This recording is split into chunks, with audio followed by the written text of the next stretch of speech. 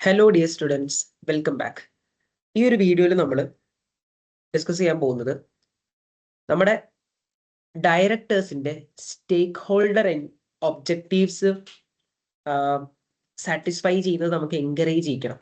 Directors എന്താണ്? സ്റ്റേക്ക് ഹോൾഡേഴ്സിന് വേണ്ടിയിട്ട് അവരുടെ ഇൻട്രസ്റ്റിനെ ഒഴിവാക്കിയിട്ട്, അവരുടെ പേഴ്സണൽ ഇൻട്രസ്റ്റിനെ ഒഴിവാക്കിയിട്ട് പല പല സ്റ്റേക്ക് ഹോൾഡേഴ്സ്, ലൈക്ക് മെയിൻലി പറയുകയാണെങ്കിൽ ഷെയർ ഹോൾഡേഴ്സിന്റെ ബെസ്റ്റ് ഇൻട്രസ്റ്റ്, ബാക്കിയുള്ള കമ്മ്യൂണിറ്റി, അങ്ങനെയുള്ള ഒരുപാട് ആസ്പെക്റ്റിലേക്ക് കമ്പനിക്ക് ഒരുപാട് റെസ്പോൺസിബിലിറ്റി ഇല്ലേ? ആ ഒബ്ജക്റ്റീവ്സിനൊക്കെ എൻകറേജ് ചെയ്യിക്കാൻ വേണ്ടിയിട്ട് ഡയറക്ടേഴ്സ് ആക്ട് ചെയ്യണം. അപ്പൊ അതിന് വേണ്ടിയിട്ട് നമുക്ക് എന്തൊക്കെ ചെയ്യാൻ പറ്റും? ഓക്കെ, എൻകറേജിങ് സ്റ്റേക്ക് ഹോൾഡേഴ്സ് ഒബ്ജക്റ്റീവ്സ്, അത് എൻകറേജ് ചെയ്യാൻ വേണ്ടിയിട്ട് ഡയറക്ടേഴ്സിനെ നന്നാക്കാൻ നമുക്ക് എന്തൊക്കെ ചെയ്യാം? നമുക്ക് ചെയ്യാൻ പറ്റുന്ന ആദ്യത്തെ കാര്യമാണ് introducing managerial reward schemes. Managerial reward schemes എന്ന് പറയുന്നത് ഇത്രയേ ഉള്ളൂ. നമ്മൾ ഡയറക്ടേഴ്സിന് നോർമൽ പേയ്മെന്റ് മാത്രം കൊടുക്കാതെ, ഞാനൊരു ഡയറക്ടർ ആണെങ്കിൽ എനിക്ക് നോർമൽ പേയ്മെന്റ് അല്ലാതെ അതിന് കൂടാതെ എനിക്ക് ബോണസ്, പെർഫോമൻസ് റിലേറ്റഡ് പേയ്മെന്റ് കൊണ്ടുവരാം. എനിക്ക് ഇൻസെന്റീവ് കൊണ്ടുവരാം. എന്താണ് എന്റെ ഇൻസെന്റീവ്? വെറുതെ എനിക്ക് ഇൻസെന്റീവ് കിട്ടൂല. എനിക്കൊരു ഒബ്ജക്റ്റീവ് ഉണ്ടായിരിക്കും. ആ ഒബ്ജക്റ്റീവ് അത് എന്തായിരിക്കും? കമ്പനിയുടെ ലോങ് ടേം ഒബ്ജക്റ്റീവ് എന്താണോ അത് തന്നെയായിരിക്കും എന്റെ ഒബ്ജക്റ്റീവ്. ഇപ്പൊ കമ്പനിയുടെ ലോങ് ടേം ഒബ്ജക്റ്റീവ് തന്നെയാണ് എന്റെ ഒബ്ജക്റ്റീവ്. ആ ഒബ്ജക്റ്റീവ് ഞാൻ കമ്പനി നല്ല രീതിയിൽ നടത്തിയിട്ട് അച്ചീവ് ചെയ്യുകയാണെന്നുണ്ടെങ്കിൽ എനിക്ക് എന്റെ പേയ്മെന്റിന് പുറമെ ഒരുപാട് കാര്യങ്ങൾ ഇൻസെന്റീവ് ആയിട്ട് കിട്ടും. ഓക്കെ, ഇപ്പൊ manager will be aiming for long term success. Short term ആയിട്ടുള്ള പല കാര്യങ്ങളും അവർ ഒഴിവാക്കിയിട്ട് ലോങ് ടേം സക്സസിന് വേണ്ടിയിട്ട് കമ്പനീനെ നടത്തിക്കൊണ്ടുപോകും ഡയറക്ടേഴ്സ്. ഓക്കെ, അപ്പൊ അതാണ് ഗോൾ കോൺഗ്രുവൻസ്. എന്താന്ന് ഇതൊരു ജസ്റ്റ് നോർമൽ ടോപ്പിക്കാണ്. ഓർഗനൈസേഷന്റെ ഗോൾ എന്താണ്? അത് തന്നെയായിരിക്കണം ഈ ഡയറക്ടേഴ്സിന്റെ ഗോളും. ഇപ്പൊ ഡയറക്ടേഴ്സിന്റെ ഗോളും ഓർഗനൈസേഷന്റെ ഗോളും ഒന്നാക്കാൻ വേണ്ടിയിട്ട് ഈ മാനേജേഴ്സ് അല്ലെങ്കിൽ ഡയറക്ടേഴ്സിന് നമ്മൾ ഇൻട്രൊഡ്യൂസ് ചെയ്യുന്നതാണ് മാനേജീരിയൽ റിവാർഡ് സ്കീംസ് എന്ന് പറയുന്നത്. ഈ മാനേജേഴ്സ് നല്ല രീതിയിൽ കമ്പനി നടത്തിക്കൊണ്ടു പോകാൻ വേണ്ടിയിട്ട്. ഓക്കെ, അപ്പൊ എങ്ങനെയാണ് ഗോൾ കോൺഗ്രുവൻസ് അല്ലെങ്കിൽ ഈ ഒരു സംഭവം ഇംപ്ലിമെന്റ് ചെയ്യുന്നത്? പെർഫോമൻസ് റിലേറ്റഡ് പേയ്മെന്റ് ഉണ്ട്. പെർഫോമൻസ് റിലേറ്റഡ് പേയ്മെന്റ് എന്ന് പറയുന്നത് അവരുടെ ഷോർട്ട് ടേം പെർഫോമൻസ് നോക്കിയിട്ട് അതിനെ ബേസ് ചെയ്തിട്ട് ഈ ബോണസ് കൊടുക്കുക, അങ്ങനത്തെയൊക്കെയാണ്. ബട്ട് അത് അത്ര നല്ലതൊന്നുമല്ല. അവിടെ ഷോർട്ട് ടേമിസം വരും. അതായത് ഷോർട്ട് ടേമിലേക്കുള്ള ഗുഡ് പെർഫോമൻസ്, അതായത് ക്വാർട്ടർലി പ്രോഫിറ്റ് ടാർഗറ്റ്സ്, അങ്ങനെയുള്ള പ്രോഫിറ്റ് ടാർഗറ്റ്സ് ഒക്കെ കൊടുക്കുന്ന സമയത്ത് ആ പ്രോഫിറ്റ് ടാർഗറ്റ് അച്ചീവ് ചെയ്യാൻ വേണ്ടിയിട്ട് അവർ കുറെ മാനിപ്പുലേഷൻസും കാര്യങ്ങളും ചെയ്യും. അതാണ് ഷോർട്ട് ടേമിസം എന്ന് പറയുന്നത്. ഓക്കെ, അതൊരു പ്രശ്നമാണ്. ഇനി എക്സിക്യൂട്ടീവ് ഷെയർ ഓപ്ഷൻ സ്കീം ഉണ്ട്. എക്സിക്യൂട്ടീവ് ഷെയർ ഓപ്ഷൻ സ്കീം എന്നൊക്കെ പറഞ്ഞു കഴിഞ്ഞാൽ ഇത്രയേ ഉള്ളൂ. അതായത് ഫോർ എക്സാമ്പിൾ നമ്മുടെ കമ്പനിയുടെ ലോങ് ടേം ആയിട്ടുള്ള ഷെയർ പ്രൈസോ മാർക്കറ്റ് ഷെയർ എന്നൊക്കെ പറയുന്ന കമ്പനിയുടെ ലോങ് ടേം ടാർഗറ്റ്സ് കൊടുത്തിട്ട് ഷെയർ ഓപ്ഷൻസ് കൊടുക്കും. എനിക്ക് ഇത്ര വർഷം കൊണ്ട് അത് എത്തിച്ചു കഴിഞ്ഞാൽ ഡയറക്ടേഴ്സിന് എന്ത് ചെയ്യാൻ പറ്റും? ഓണേഴ്സ് ആവാൻ പറ്റും. അതാണ് ഷെയർ ഓപ്ഷൻസ് കൊടുക്കുക എന്ന് പറയുന്നത്. അപ്പൊ ആ ഒരു സമയത്ത് നമ്മൾ ആ പറഞ്ഞ target, long term target managers അല്ലെങ്കിൽ ഡയറക്ടേഴ്സ് അച്ചീവ് ചെയ്യുകയാണെന്നുണ്ടെങ്കിൽ അവർക്ക് എന്താണ്?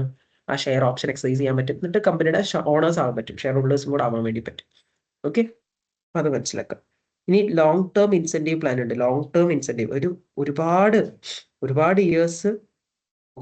ഇയേഴ്സ് അല്ലെങ്കിൽ കോമ്പറ്റീറ്റേഴ്സിന്റെ പെർഫോമൻസ് ആയിട്ട്, ഇപ്പൊ നമ്മുടെ ഒരു കോമ്പറ്റീറ്റർ ഉണ്ടെങ്കിൽ ആ കോമ്പറ്റീറ്ററിനെ റിലേറ്റീവ്ലി നമ്മൾ അവനെ തോൽപ്പിച്ച് നമ്മൾ ഒരു കാര്യത്തിൽ ഇംപ്രൂവ് ആകണം, അല്ലെങ്കിൽ അവനേക്കാൾ ബെറ്റർ ആവണം എന്നൊക്കെ പറയുന്ന ടാർഗറ്റ്സ്, അല്ലെങ്കിൽ ലോങ് ടേമിലേക്കുള്ള എന്തെങ്കിലും കമ്പനിയുടെ ടാർഗറ്റ്സ് ഒക്കെ കൊടുത്തിട്ട് വലിയൊരു ബോണസ് ഒക്കെ ഡിക്ലെയർ ചെയ്യുന്നു. ഓക്കെ, അങ്ങനത്തെ ലോങ് ടേം ഇൻസെന്റീവ് പ്ലാൻസ് ഉണ്ട്.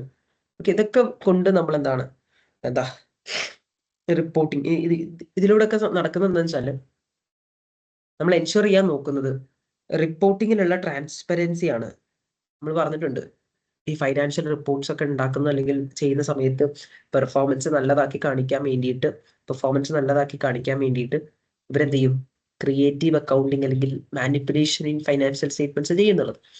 അതൊക്കെ ഒഴിവാക്കിയിട്ട് നല്ല ട്രാൻസ്പെറന്റ് ആയിട്ടുള്ള കറക്റ്റ് ആയിട്ടുള്ള ഫൈനാൻഷ്യൽ പെർഫോമൻസ് കാണിച്ചു കൊടുക്കണം. ഓക്കെ, പിന്നെ ഷെയർ ഹോൾഡർ ആക്ടിവിസം എന്ന് പറയുന്നത് നമ്മൾ ഓൾറെഡി പറഞ്ഞൊരു കാര്യം. ഇവിടെ ഇപ്പൊ ഇങ്ങനെ പഠിക്കേണ്ട കാര്യമില്ല. ഇവിടെ ഇപ്പൊ നിങ്ങൾ ഈ ഒരു ടോപ്പിക്കിന് അണ്ടറിൽ ഫോക്കസ് ചെയ്യേണ്ടത് എന്താണ്? ഈ ടോപ്പിക്സിന് അണ്ടറിൽ ഫോക്കസ് ചെയ്യേണ്ട കാര്യം എന്ന് പറയുന്നത് ഈ മാനേജേഴ്സിന് അവരുടെ ഗോളും കമ്പനിയുടെ ഗോളും ഒന്നാക്കാൻ വേണ്ടിയിട്ട് എന്തൊക്കെ റിവാർഡ്സ് കൊടുക്കാം എന്നുള്ളതാണ് നിങ്ങൾ നോക്കേണ്ടത്. ആ റിവാർഡ്സ് കൊടുക്കുമ്പോൾ ആ റിവാർഡ് അച്ചീവ് ചെയ്യാൻ വേണ്ടിയിട്ട് ഇവർ വർക്ക് ചെയ്യും. ആ വർക്ക് ചെയ്യുന്നത് കമ്പനിയുടെ ഗോളിലേക്ക് തന്നെ ആയിരിക്കും. ഗോൾ കോൺഗ്രൻസ് എൻഷുർ ചെയ്യുക എന്നുള്ളതാണ്.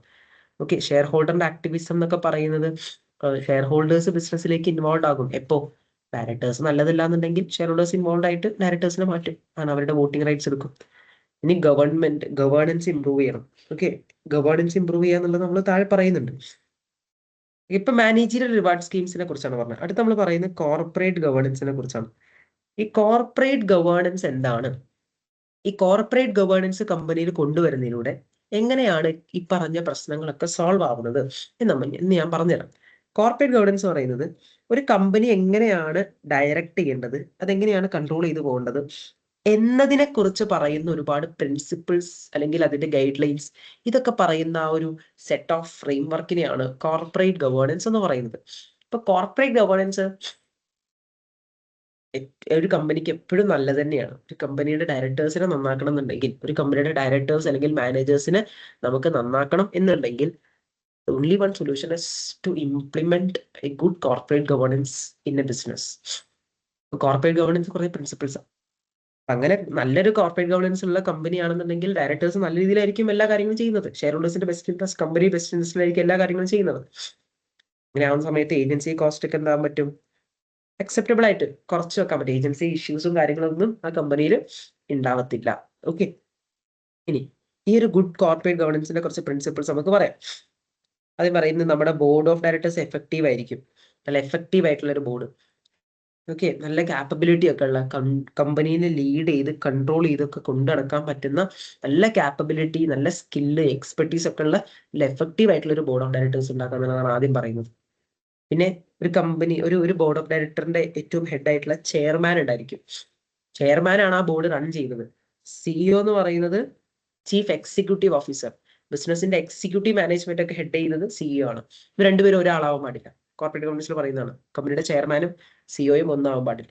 ഈ ചെയർമാന്റെ റോൾ എന്താണ്, സിഇഒന്റെ റോൾ എന്താണ്, അതൊന്നും ഭയങ്കര ഡീറ്റെയിൽ ആയിട്ട് പഠിക്കണ്ട.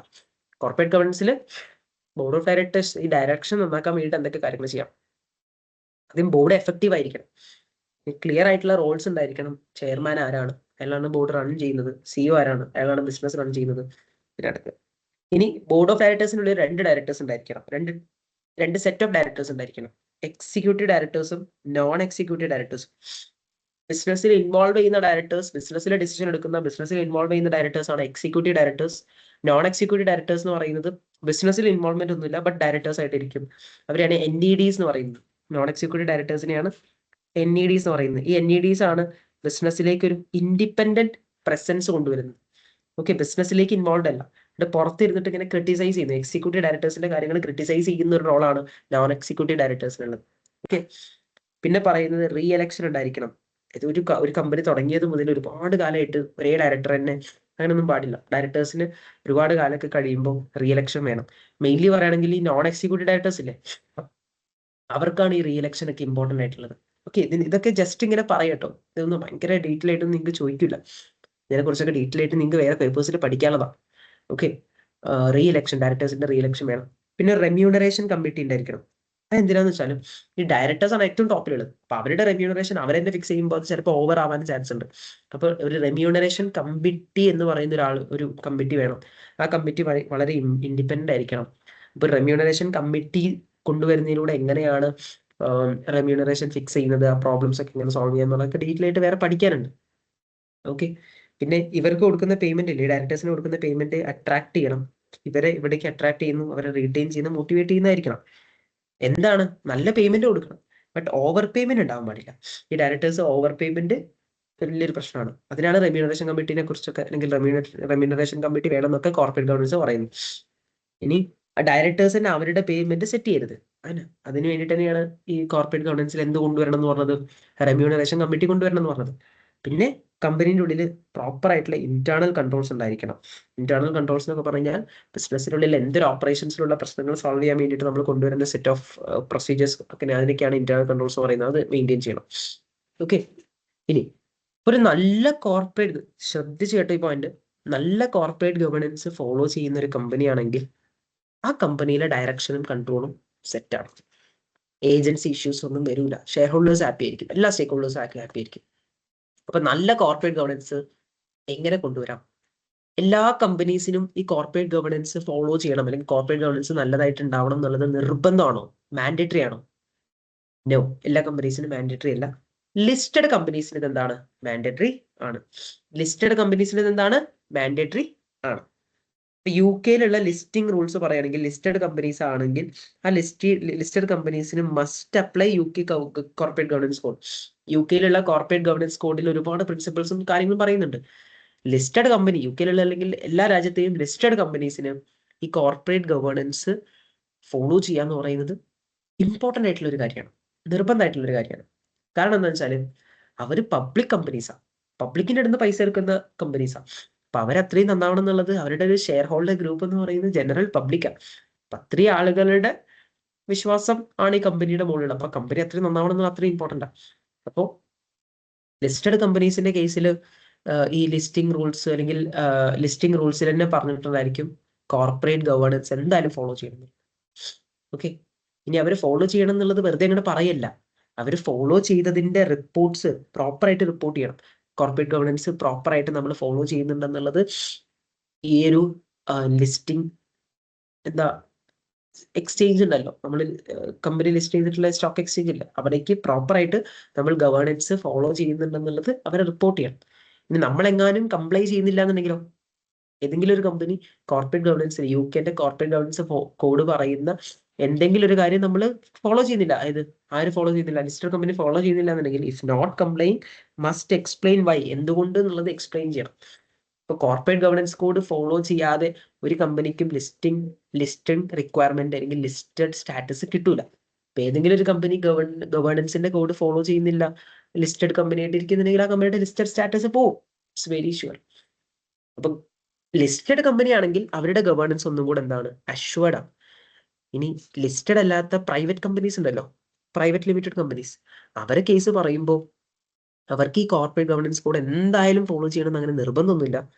നല്ല രീതിയിൽ ഫോളോ ചെയ്യണമെങ്കിൽ, നല്ല രീതിയിൽ ഡയറക്ഷനിൽ പ്രശ്നമുള്ള കമ്പനീസ് ആണെങ്കിൽ ഷെയർ ഹോൾഡേഴ്സ് പറഞ്ഞിട്ട് ഗവേണൻസ് എന്ത് ചെയ്യും, അവിടെയും നിർബന്ധമാക്കുകയൊക്കെ ചെയ്യും.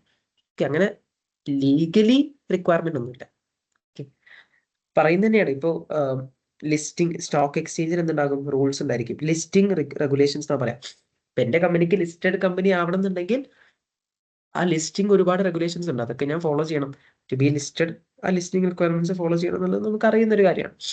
ആ ലിസ്റ്റിംഗ് റിക്വയർമെന്റ്സിൽ വരുന്ന ഒരു ഇമ്പോർട്ടന്റ് റിക്വയർമെന്റ് ആണ് കോർപ്പറേറ്റ് ഗവേണൻസ് ഫോളോ ചെയ്യാന്നുള്ളത്. ഇത് മാത്രം കേട്ടോ, ഒരിക്കലും നിങ്ങൾ എന്ത് തെറ്റിദ്ധരിക്കരുത്.